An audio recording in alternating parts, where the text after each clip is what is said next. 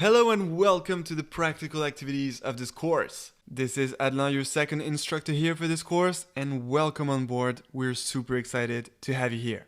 So during our journey, we're going to create 3 blockchain technologies. In Module 1, we'll create a general blockchain, which will contain plain blocks inside which we'll be able to add any data. In Module 2, we'll start from the general blockchain created in Module 1, we will develop it, and we will decentralize it on several computers or servers to create a cryptocurrency. This cryptocurrency will be called the Atcoin. And in Module 3, we'll create a smart contract. We will create a smart contract for a simulated ICO of 1 million Atcoins. Alright, so Module 1 blockchain, Module 2 cryptocurrency, Module 3 smart contracts. Let's get started. To create all this, we will need the Anaconda IDE because we will create actually the blockchain and the cryptocurrency in Python. And the best IDE for this is Anaconda because it contains Spyder, which is like a studio. We will have a bunch of tools to use and it will be very practical for you to follow along the tutorials. So that's the first thing we'll do here, and that's why I am on Google. So I'm just going to type here Anaconda, second here, Anaconda. And this is actually the first link. That's where you can download Anaconda. And then once you're in the website, you just need to go to download Anaconda here. And this will get you to the page where you can download Anaconda. So make sure to click on your system. I'm on a Mac, so I am on the right tab. And then make sure to download Python 3.6 and not Python 2.7 because we will use some Python 3.6 syntax to build our different blockchain technologies. Alright, so then you can click on download. Then you will see that the download will start. Actually, we can see it here. The download is starting. As you can see, it takes a couple of minutes. So I'm going to wait for this download to finish and I'll see you once it's finished.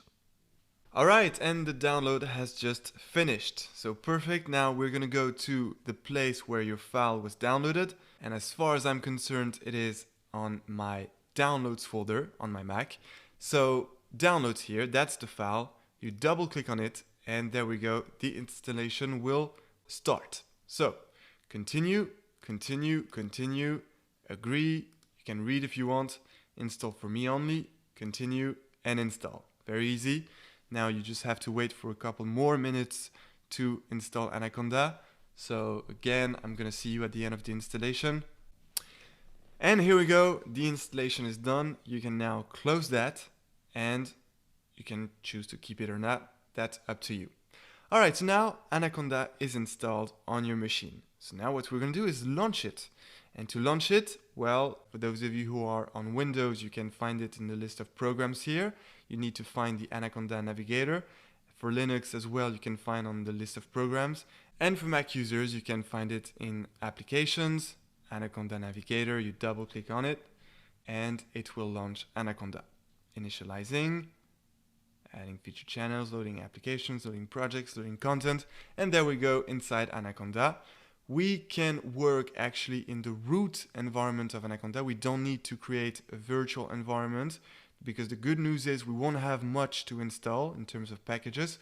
We will just need to install Flask, which I'll explain the use later. Then we will also need to install the requests package to run some requests like mining some blocks or adding some new transaction inside the blockchain. And we will also need to install Postman, which is a user-friendly HTTP client that we'll use to interact with our blockchain. You're going to see it's very user-friendly as opposed to the classic CURL, which we can also use to interact with our blockchain, but with some bash code. And this is less user-friendly, so we will definitely go with Postman. But now what we're going to do is getting started with Anaconda. And to do this, we're going to choose one of the IDEs here. There are 2 of them that are very good. Jupyter Notebook, which I rather use when I want to include some math written in LaTeX along with my code. So I usually use this to write some papers. But here, I want you to have a nice studio with a bunch of tools, practical tools that are easy to use. And the best for that is Spyder. So we're going to launch Spyder now. And we will, in no time, get into Spyder. Spyder 3, there we go. Spyder, Python 3.6. If you get the same thing, that's all good. And so now we are almost ready to start implementing our blockchain. So the first thing we'll have to do is very important. Go at the top and add a new file. So you click on File and then New File. All right. And now you can close this temp.py file, which is not useful at all. So you can just close it. And you are going to save that file and name it blockchain.py. So here you click on Save, and then you're going to name it blockchain.py, just like that. And then just before you click on Save, you need to choose a location to save this file. And so that's why I created in my desktop, but you can just create it somewhere else if you like. I created the blockchain A to Z folder that contains the 3 modules of this course. Module 1, create a blockchain. Module 2, create a cryptocurrency. And Module 3, create a smart contract. So now we're about to start Module 1, and therefore we are gonna save that file in this first subfolder, Module 1, create a blockchain. And I highly recommend to do the same as I did here, creating the big whole blockchain A to Z folder of the course with the 3 subfolders corresponding to each one of the modules. So let's go to module 1 and let's just save this file, blockchain.py, which is the file in which we will create the whole blockchain. It will be a general blockchain with some blocks inside which you will be able to add any data, and I'll show you how in module 2 when creating a cryptocurrency, because cryptocurrencies are based on the blockchain technology, and basically it consists of adding some transactions inside the blocks. So I'll show you how to do that in module 2. But for now, let's create a general blockchain, a simple blockchain with plain blocks, and we'll do that in this blockchain.py file. So let's press save now, and there we go. We are ready to start implementing our blockchain. You can select everything here and delete. We can just give a little title here like module 1, create a blockchain, and there we go, save. Let's start creating this blockchain.